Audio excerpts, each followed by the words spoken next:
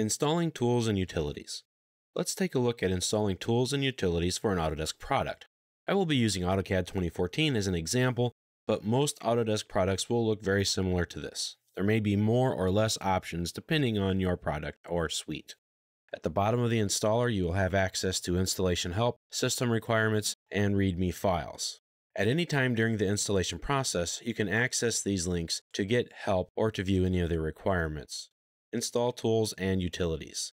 The Install Tools and Utilities Installer button, found right here, gives you the options to install additional applications that may be used in conjunction with one or more of the Autodesk products you are installing.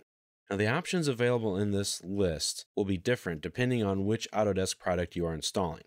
For example, in the Autodesk Design Suite Ultimate Installer, there is a very long list of tools and utilities to choose from because of the number of products that the installer supports.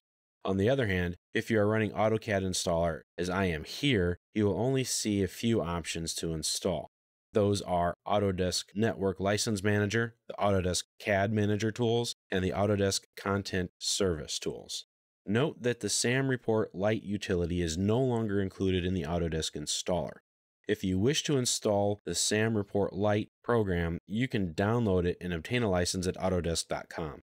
Simply search for SAM Report and you will find a page with all of that information.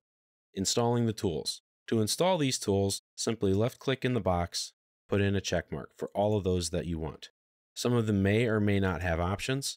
If so, click on the little arrow, choose which options you want or don't want.